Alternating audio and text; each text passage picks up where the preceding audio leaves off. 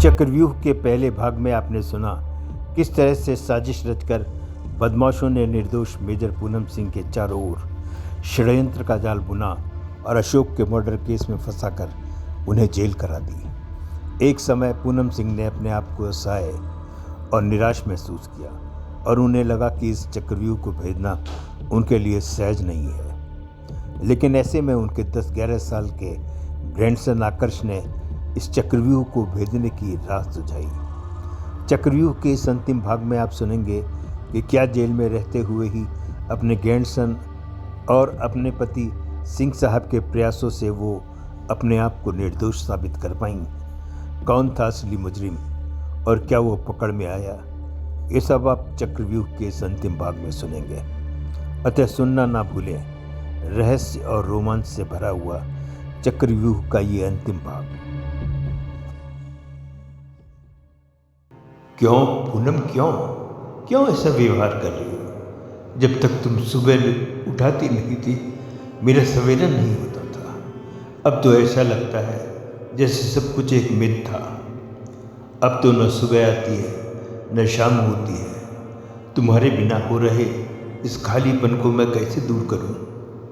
बार बार तुमसे मिलने आता हूं पर तुम मिलने से मना कर देती हो।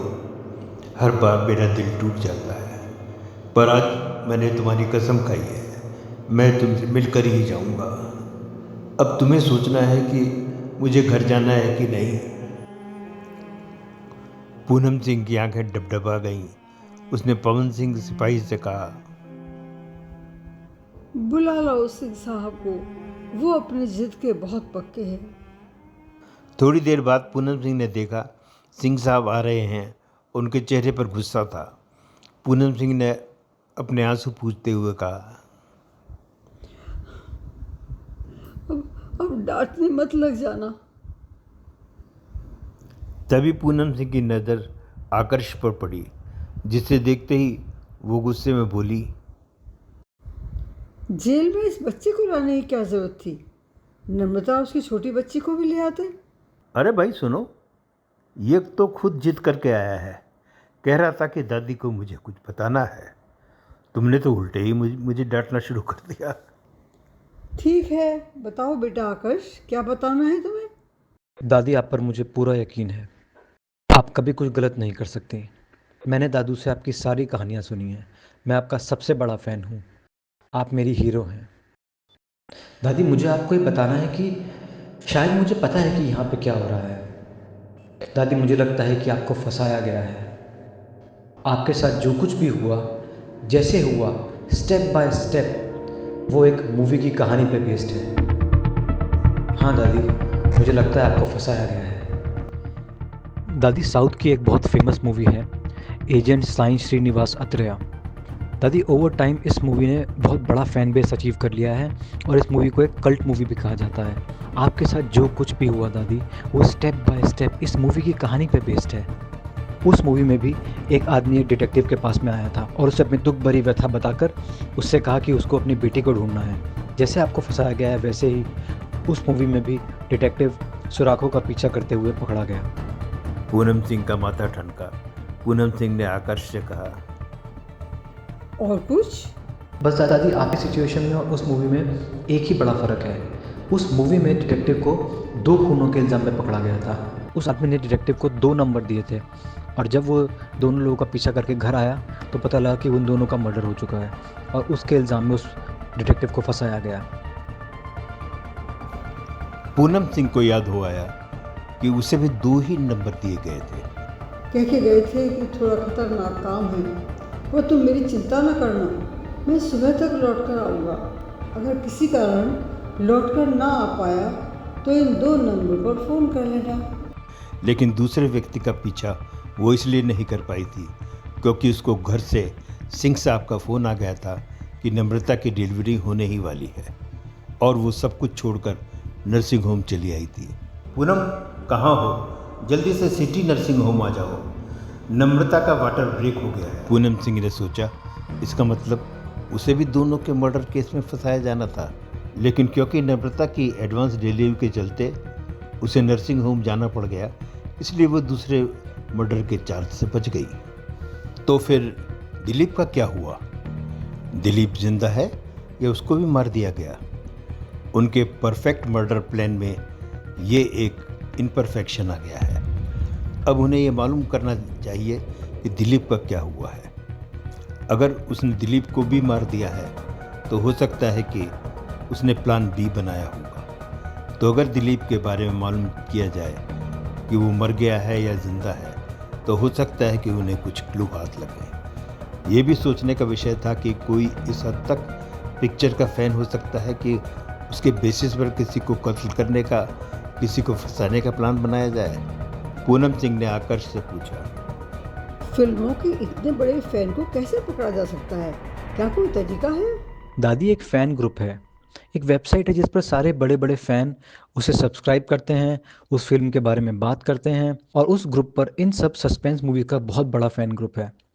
उस वेबसाइट पर हर साल द बिगेस्ट फ़ैन का अवार्ड मिलता है, और अवार्ड की राशि होती है 15 लाख रुपए, और साथ में एक कार भी मिलती है। साथ ही साथ इन फैंस के लिए जो सबसे बड़ा इनाम होता है कि इस फिल्म के स्टार कास्ट के साथ उन्हें डिनर करने का मौका मिला जाता है, और एक 5 स्टार होटल में 2 रात रुकने और खाने पीने की मुफ्त व्यवस्था की जाती है।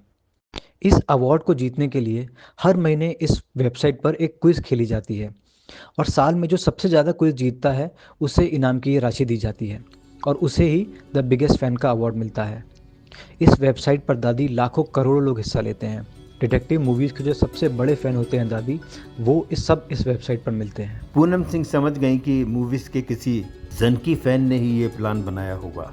डिटेक्टिव मूवीज़ का कोई फ़ैन इतना बड़ा दीवाना हो सकता है जो पिक्चर के प्लॉट को रोज़मर्रा की ज़िंदगी में इम्प्लीमेंट करे। पूनम सिंह ने आकर्ष से कहा, तुम वेबसाइट पर जाकर ये मालूम करो कि आज की डेट में और आज से 2 हफ्ता पहले तक के नंबर 1 से लेकर 5 तक के टॉप फैन कौन कौन हैं। सिंह साहब, आकाश ने मुझ में एक नई उम्मीद जगाई है। आप कृपया मालूम कीजिए कि दिलीप जिसका पीछा करने के लिए मुझसे कहा गया था, उसका क्या हुआ? वो जीवित है या मारा गया? और अगर उसका मर्डर हुआ है तो कौन पकड़ा गया है? ये सब डिटेल आप मुझे बताइए, फिर मैं बताऊंगी कि आगे क्या करना है। इस सब में आप आकाश को अपने साथ जरूर रखिएगा, उसमें मैंने अपनी झलक देखी है। 2 दिन के बाद सिंह साहब और आकर्ष पूनम सिंह से मिलने आए।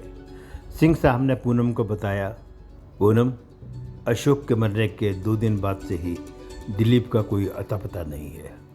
उसकी वाइफ ने थाने में रिपोर्ट लिखाई थी, लेकिन अभी तक दिलीप का कोई पता नहीं चला है।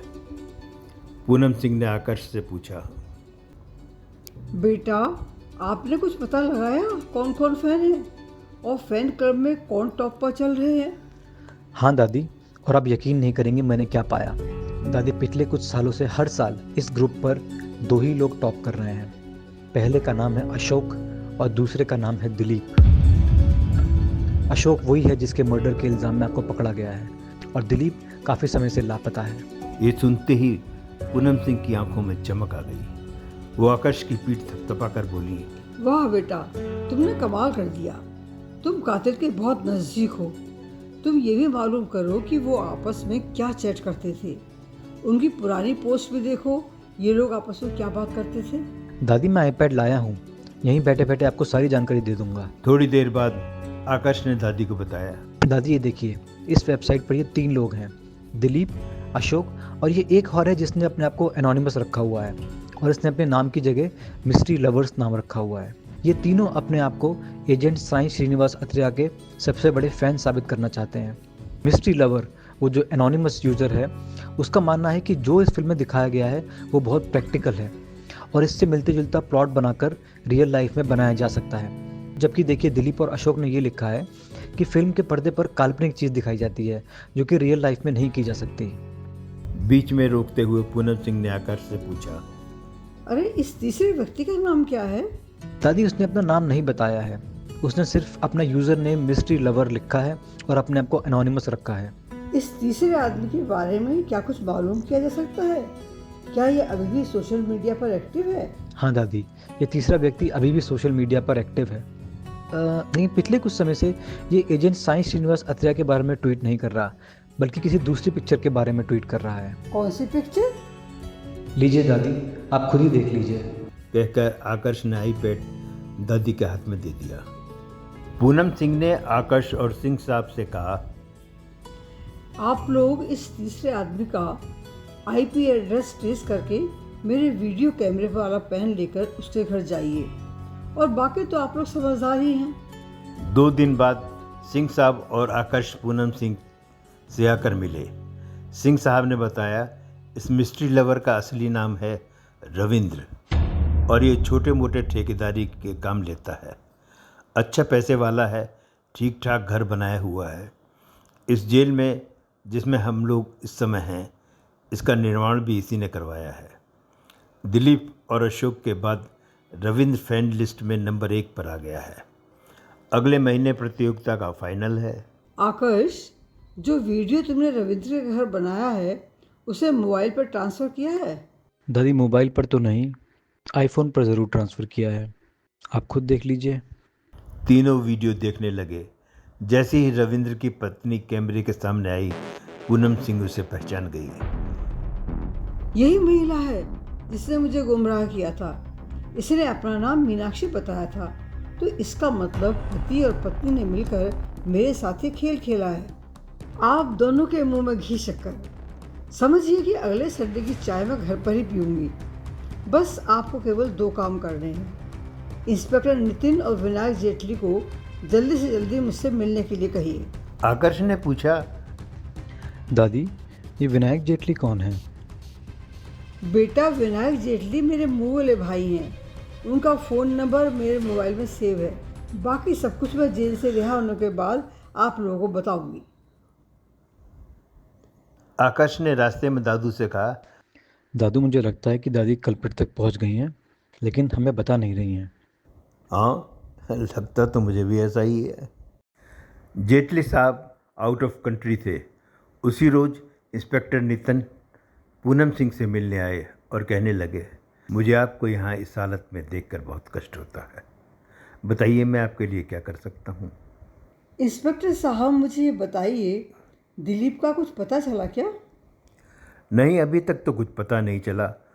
उसकी पत्नी ने दिलीप का एक सुसाइड नोट हमें दिया है, जिसमें लिखा है कि मैं अपने जीवन से बहुत निराश हूँ। मुझे कुछ भी अच्छा नहीं लगता। इस जहाँ से कहीं दूर जाने का मन कर रहा है और मैं जा रहा हूँ। शायद लौटकर कभी ना आऊँ। मुझे खोजने की कोशिश मत करना, दिलीप। पूनम सिंह ने इशारे से सिपाही पवन सिंह को बुलाया और उनसे कहा, वो आईपैड जो सिंह साहब तुम्हें देकर गए हैं, इंस्पेक्टर साहब को दिखाना। आकर्ष और सिंह साहब जो वीडियो रविंद्र के घर का बना कर लाए थे, उसे दिखाते हुए पूनम सिंह ने कहा, इंस्पेक्टर साहब, ये है आपका असली मुजरिम और ये है इसकी पत्नी जिसने मेरे लिए ट्रैप तैयार किया था। आप इन दोनों को पकड़ कर ले आइए और मैं इनसे सारे राज उगलवा लूँगी। अशोक का पत्र जो मेरे बैग से मिला है, जो पत्र दिलीप की वाइफ ने आपको दिया है, उनकी एक एक फ़ोटो कॉपी मुझे ला कर दीजिए। आपकी बहुत मेहरबानी होगी इंस्पेक्टर साहब। कैसी बातें कर रही हैं मैडम? आपने न जाने कितने केसेस सॉल्व करने में हम लोगों की मदद की है। मैं आपके लिए क्या इतना भी नहीं कर सकता? आप बेकसूर हैं। लेकिन मैडम, आप 100% श्योर हैं ना? कभी बेकार में मेरी टांग खिंचाई हो? बिल्कुल नहीं इंस्पेक्टर साहब, बल्कि दिलीप और अशोक दोनों के कातिलों को पकड़ने के लिए आपका अभिनंदन भी तो हो सकता है।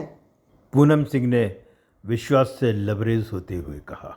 लंच से पहले इंस्पेक्टर नितिन रविंद्र और मीनाक्षी को अलग अलग पकड़कर अपने साथ ले आए।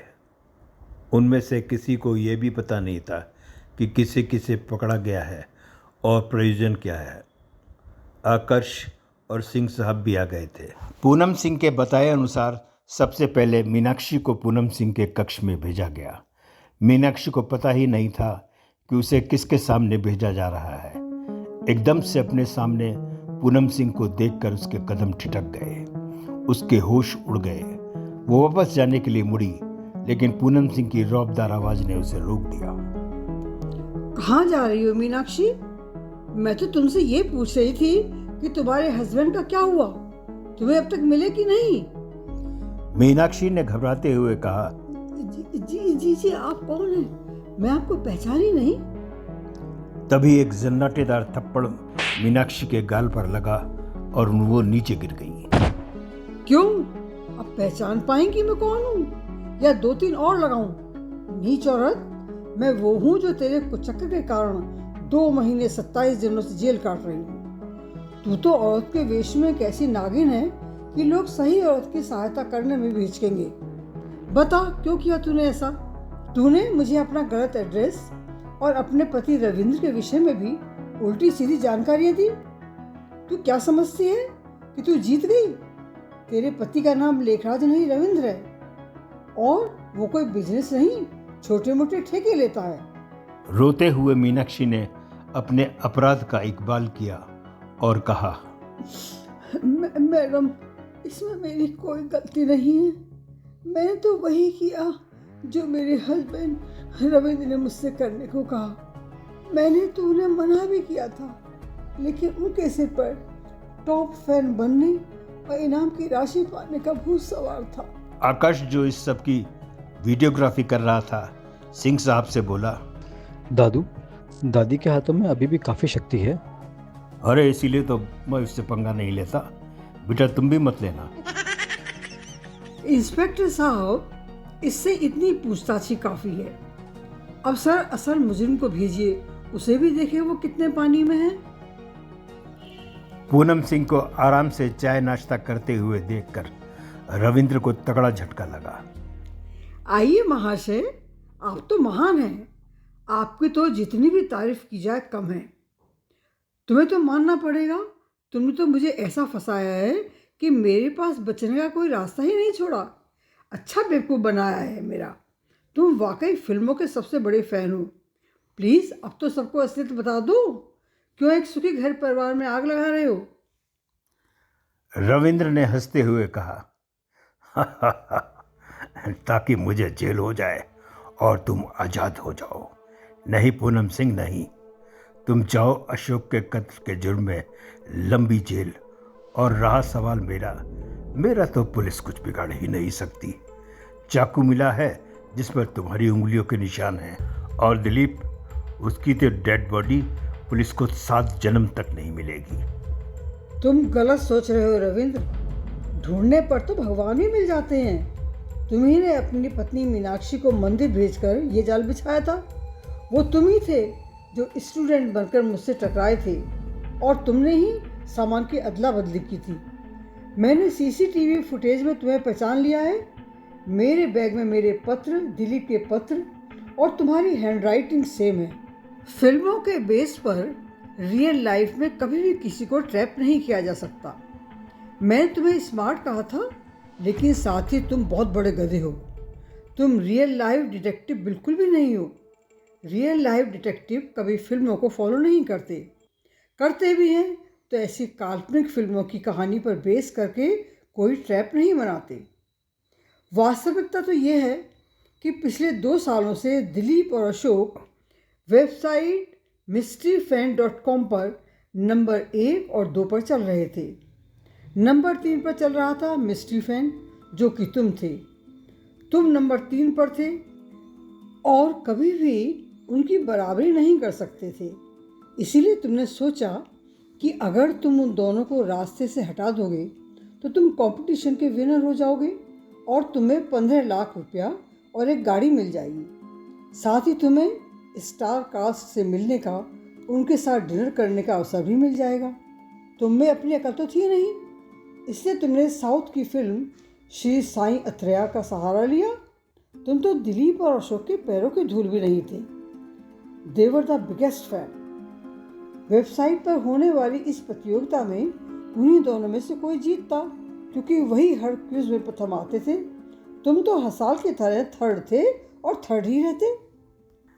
पूनम सिंह से अशोक और दिलीप की प्रशंसा सुनकर रविंद्र से रहा नहीं गया और वो चीख पड़ा, नहीं नहीं, सबसे बड़ा फैन मैं हूं। वेबसाइट का नंबर 1 फैन के शील्ड के पाने का हकदार भी मैं ही हूं। वो दोनों तो फर्जी थे, आपस में लॉबिंग करते थे।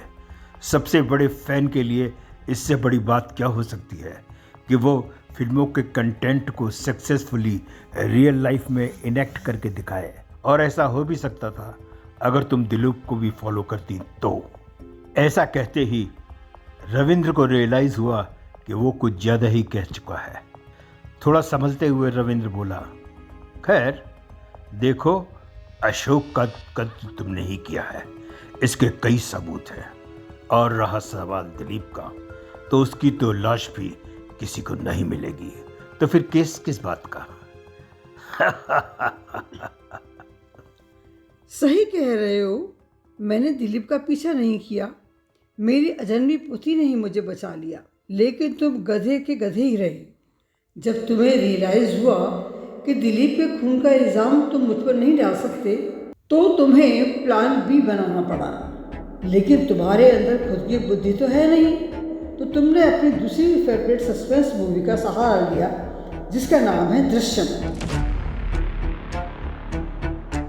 दृश्यम का नाम सुनते ही रविंद्र के चेहरे पर हवाइयाँ उड़ने लगी। वो बहुत घबरा गया।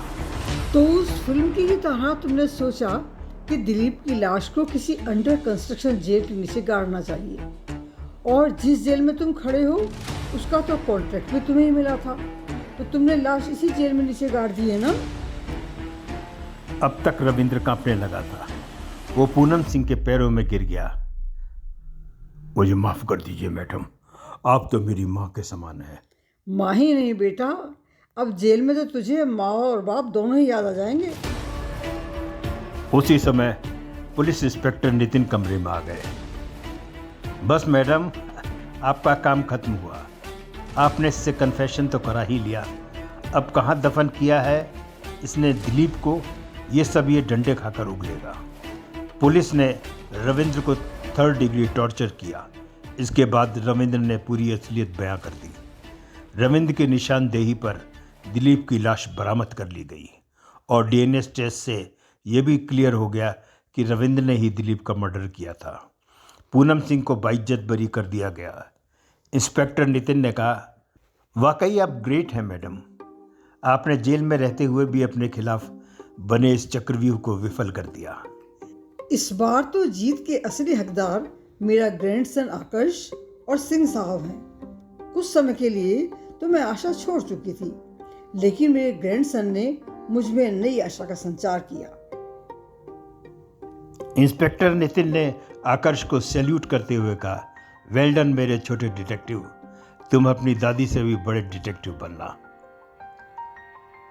घर आकर पूनम सिंह ने बच्ची को ढेर सारा प्यार किया और कहा, अगर तुम सही समय पर अपनी माँ को लात नहीं मारती और उसका वाटर ब्रेक नहीं होता, तो मैं शायद 2 मर्डर की अपराधी होती। इस बार तुमने, आकर्ष और सिंह साहब ने मुझे बचाया है। इंस्पेक्टर नितिन जो उनके साथ ही आए थे, उन्होंने कहा, मैडम आप हमेशा अपने हस्बैंड को सिंह साहब ही क्यों कहती हैं, कभी नाम लेकर नहीं बुलाती? क्योंकि इनका नाम लेना बड़ा मुश्किल है। इनका पूरा नाम अमरेंद्र कृष्ण दत्त जमुना दास दामोदर दास सिंह है। अब आप ही बताइए, इतना बड़ा नाम कौन ले सकता है? सब लोग सिंह साहब का पूरा नाम सुनकर हंसने लगे। आकर्ष ने कहा, दादी ये एक आदमी का नाम है या पूरी क्रिकेट टीम का? इनका नाम लेते लेते तो मैं इंडिया से जर्मनी पहुंच जाऊंगा। वैसे एक बड़ी आयरॉनिक सी बात है, दिलीप और अशोक हमेशा ये बोलते रहे कि मूवीज़ को रियल लाइफ में इम्प्लीमेंट नहीं किया जा सकता, और रविंद्र की गिरफ्तारी ने ये साबित भी कर दिया। लेकिन इसकी कीमत दिलीप और अशोक को अपनी जान देके गंवानी पड़ी। एक तरह से देखा जाए तो सबसे बड़े फ़ैन तो दिलीप और अशोक ही रहे, जिन्होंने अपनी जान के साथ में अपनी फिल्मी थ्योरी को प्रूव कर दिया। अगर आपको हमारी कहानियाँ पसंद आती हैं तो इन्हें लाइक ज़रूर करें और हमें सब्सक्राइब करें। धन्यवाद।